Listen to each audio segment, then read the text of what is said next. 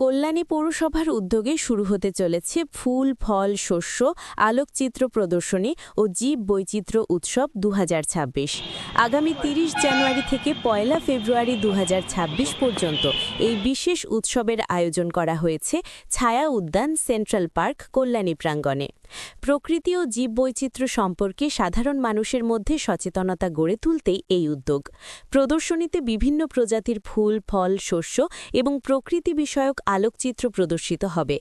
আয়োজকদের পক্ষ থেকে জানানো হয়েছে, স্কুল কলেজের পড়ুয়া থেকে শুরু করে সাধারণ মানুষ সকলের অংশগ্রহণে এই উৎসব আরও প্রাণবন্ত হয়ে উঠবে। পরিবেশ বান্ধব চিন্তাধারা ও জীববৈচিত্র্য সংরক্ষণের বার্তা ছড়িয়ে দিতে কল্যাণীতে এই উৎসব নিঃসন্দেহে একটি গুরুত্বপূর্ণ পদক্ষেপ বলে মনে করছেন স্থানীয় বাসিন্দারা। এ বিষয়ে কি বলছেন কল্যাণীর পৌরপ্রধান, দেখুন।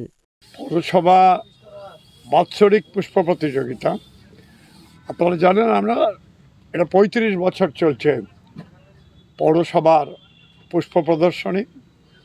আমাদের বিলম্বিত হয় কেন?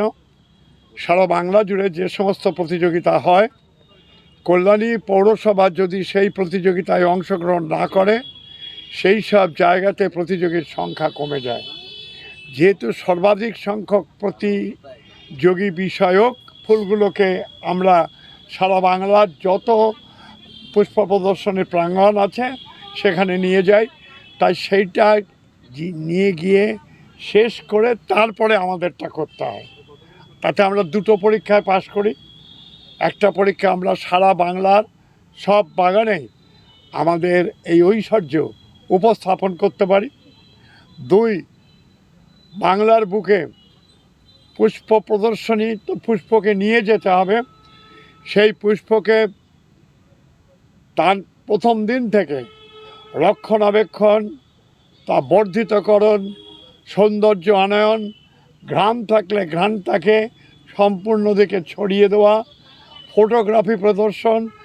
সারা বছর ধরে ফটোগ্রাফাররা যে ধরনের ফটো তুলে থাকেন তার একটা এক্সিবিট এইখানে হয়। আমরা এটা কয়েক বছর হলো আরম্ভ করেছি, এবং যারা এই পুষ্প প্রদর্শনে অংশ নেন তারা প্রত্যেক বছর তার নিজস্ব আদলে অন্য পুষ্প প্রদর্শনীর প্রাঙ্গণ থেকে সংগৃহীত ঢং নিয়ে দুটোর একসাথে করে যে পুষ্প প্রদর্শনী, তার দর্শনটা অসাধারণ। আমাদের সংগ্রহ যত বেশি হবে, যারা ব্যবসা করেন তারাও উৎসাহিত হবেন যে সংগৃহীতের পরিমাণ যদি বাড়ে, এ প্রাঙ্গণ ফুলে ফলে সম্পূর্ণরূপে জেগে উঠবে। একটি বিষয়ে বাংলার সবচাইতে দক্ষ যারা এই বিষয়ে তারা আছেন। কৃষি বিশ্ববিদ্যালয়ের যে বিষয়ে বিচার করা হবে তার যে অধ্যাপক, তারা হচ্ছেন এটার বিচারক।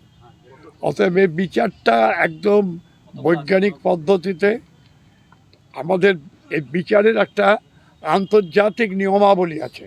কি কি দেখতে হয়, কত সময় দেখতে হয়, কোন বয়সে দেখতে হয়, সেই আন্তর্জাতিক নিয়মাবলীকে সম্পূর্ণরূপে মনে রেখে, সামনে রেখে সেগুলোকে বিচার করা হয়। বিচার করার পর যারা অংশ নেন, তা ১০৪টি এক্সিবিট আছে, তাই তো? ১০৪টি এক্সিবিট আছে, এক্সিবিটার পার্টিসিপেট করেছেন ১০৪। তো অতএব ঠিক আছে, আপনারা দেখুন, আপনার দর্শক যারা মূল্য আছে, দর্শকই শেষ পর্যন্ত এই পুষ্প প্রদর্শনের মূল বিচার।